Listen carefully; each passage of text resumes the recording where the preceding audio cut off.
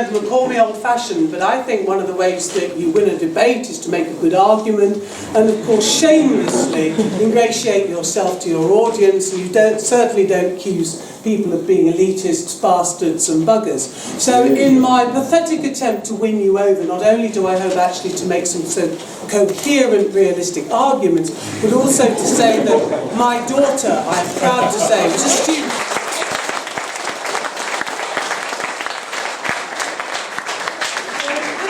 I should give you 6 good reasons why you should vote for this motion. Now, I'm one of those who certainly campaigned for Remain.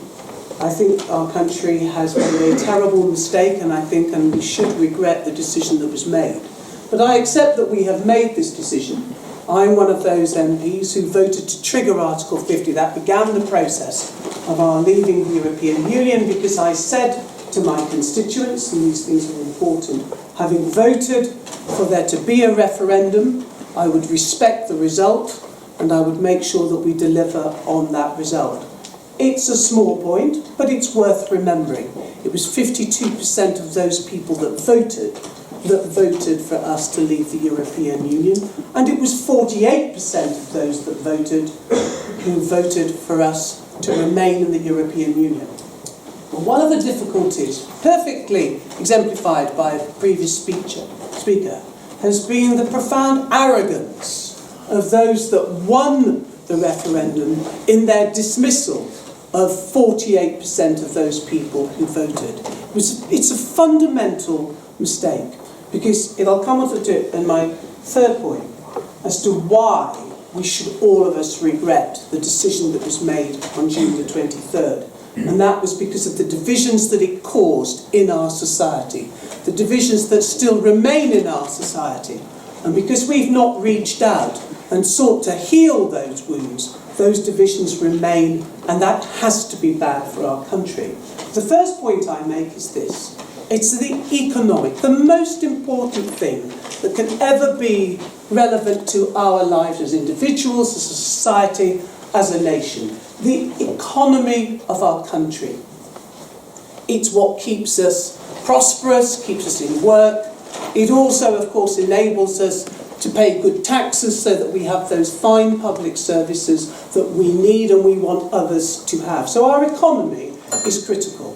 And the mistake that we have made, the biggest regret that we should have about that vote, is the self-inflicted wound and damage it will undoubtedly do to our economy. Now, it's very easy, isn't it, to dismiss the experts, especially when the most you've ever done in your life, ladies and gentlemen, is to write for the Daily Telegraph, the Spectator, and the If that isn't an elite, and I used to be a journalist, I don't know what a member of the elite would probably be. In a moment.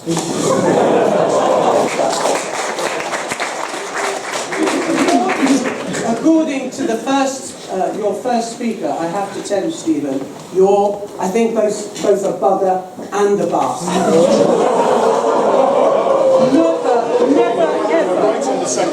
Never ever words that I would use against anybody, and not somebody like your good self, who I know has put themselves forward for election and has been successful. And I know the sacrifices that you and other people have made when they, like Peter, when he was a Member of Parliament, when you put yourself forward for an election with the best reasons and intentions, which is to put yourself there to make a difference to the lives of your constituents. So let's get rid of the cheap, easy attacks on people and let's drill down. Very easy to attack experts, but whichever way you cut it, the reality is, and we've seen it only this week, the government has instructed perfectly capable, objective people who know about these things, more than I would ever claim to know about it, to look at the economic consequences of the various models on our leaving the European Union.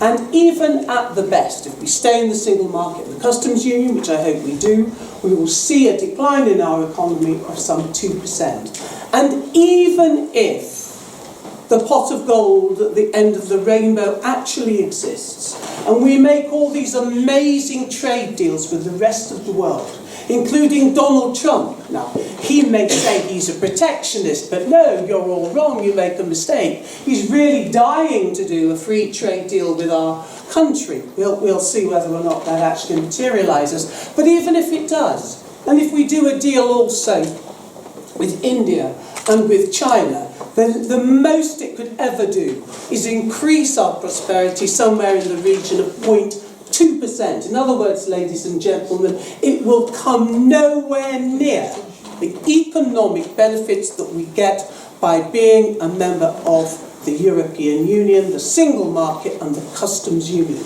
So my first reason is the regret is because of the damage it will undoubtedly do to our economy. Secondly, the damage it has already done to our great country's reputation abroad. One of the reasons why we have fewer people coming to our country from overseas to work is because they feel that they are no longer wanted in our country.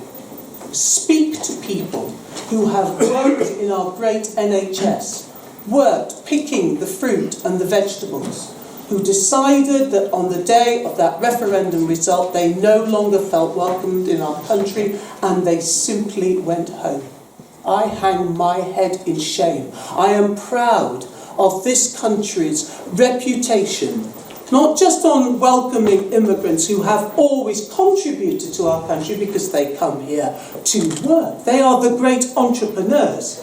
But also our country's reputation, especially in more recent years, of welcoming those who are fleeing war and terror and rape. I have welcomed those refugees, and now we are seen as a country who has put up our borders and turned our backs, and that should make us all ashamed. Thirdly, as I mentioned, the deep division that the referendum caused, and the divisions that still exist, be it amongst friends, amongst families, even within our communities. And I see very little change in those divisions. I have constituents with black faces who were spat at in the days following the referendum, and people said to them, "Why are you still here? Why haven't you gone home?"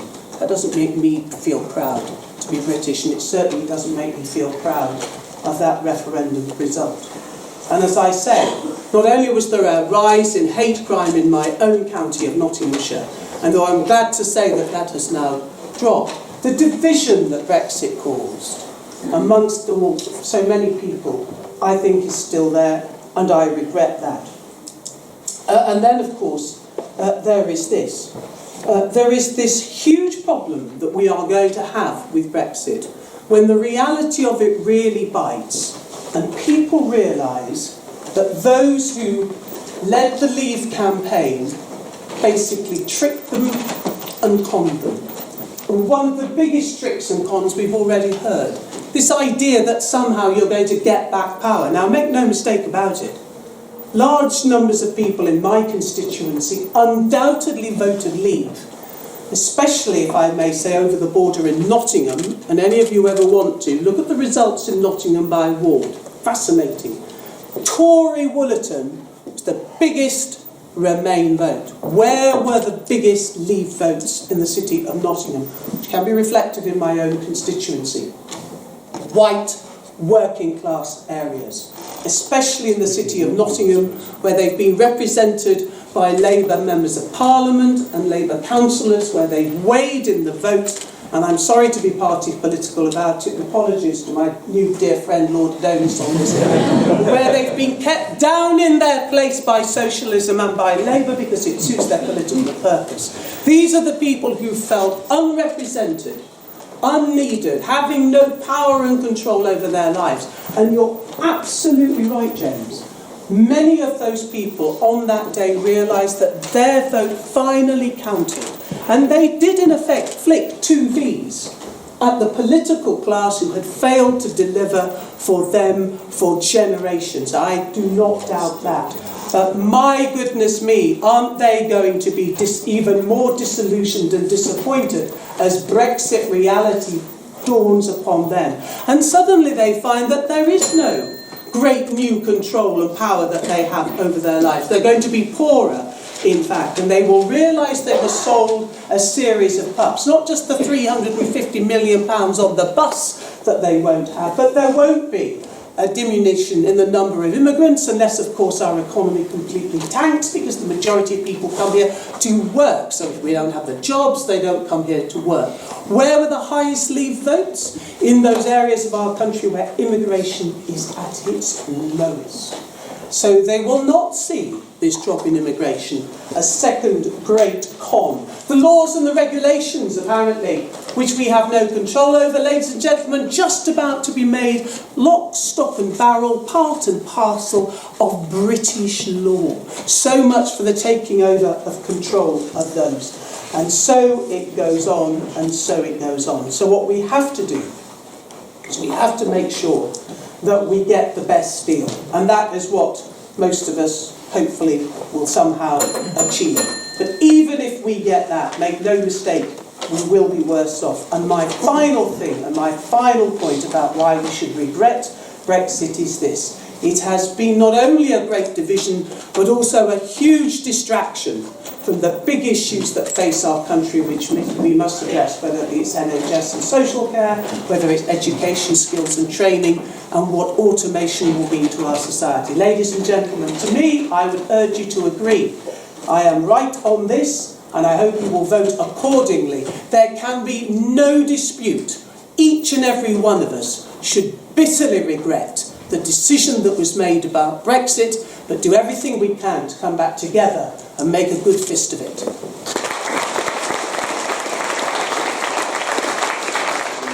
To our closing statements, I will ask Ms. Soubry to please close the case for proposition. Thank you.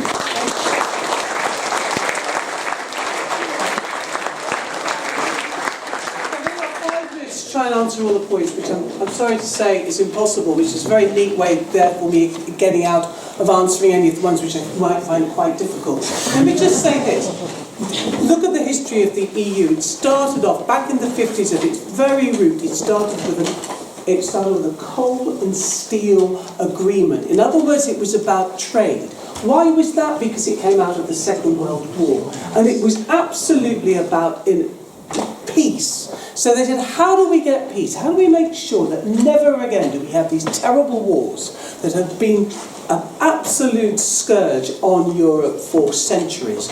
And it was known and understood that through trade, through economy, you could build the foundations of peace. And so it was this combination of this greater goal of countries that had been at war coming together in peace that you did this thing called trade.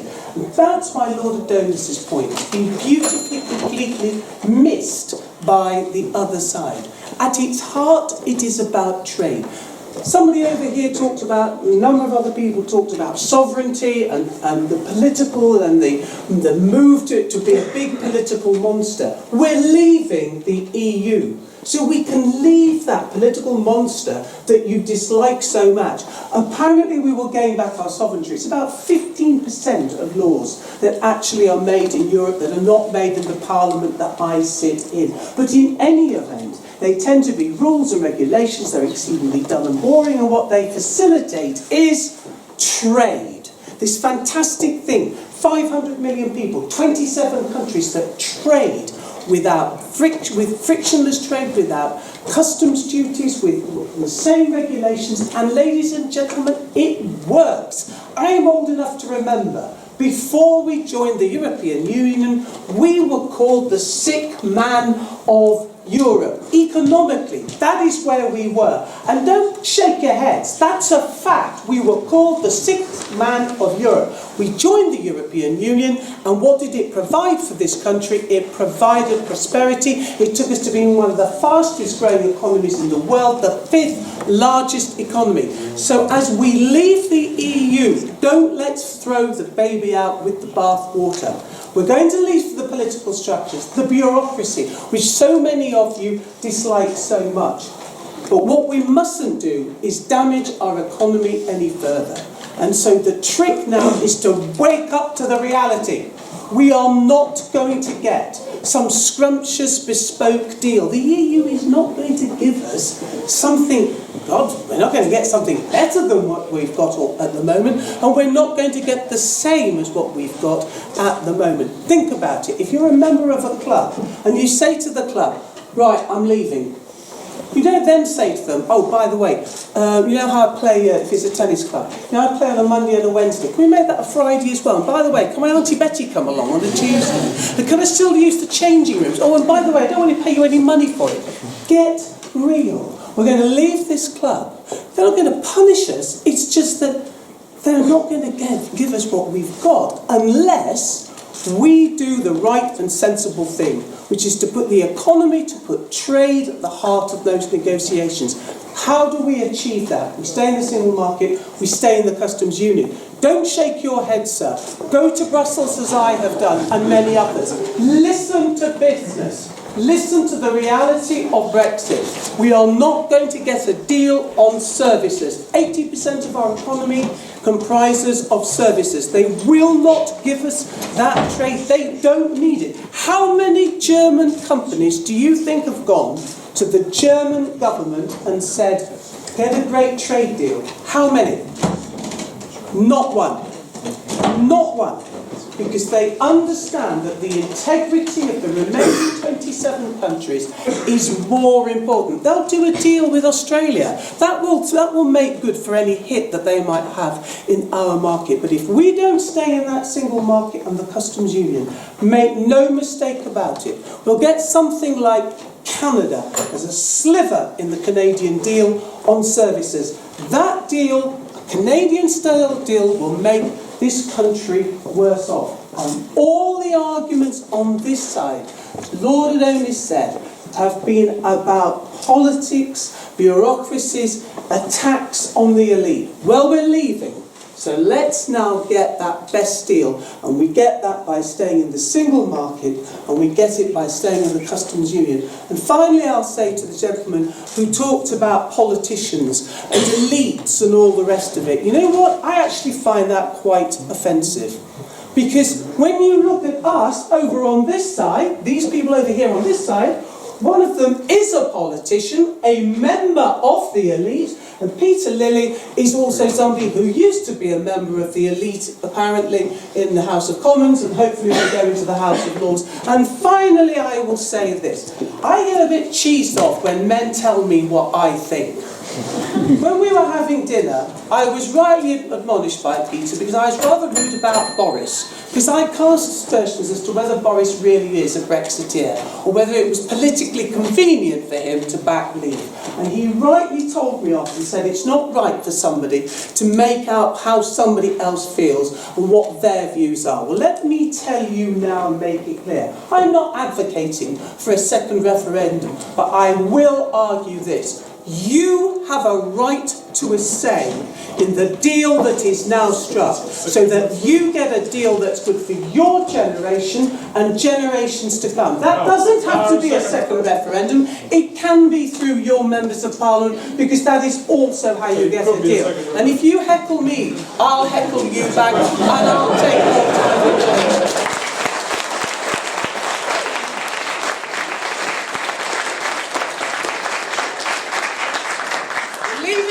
European Union, you're taking back control. Now use that power that you have. Make sure that we get a deal that is good for you and the generations to come, because if you don't, and it all goes wrong, this argument will continue for even more years. And you'll be the generation that will take us back into the EU, because you know it's what will deliver economic security and peace for you and your children.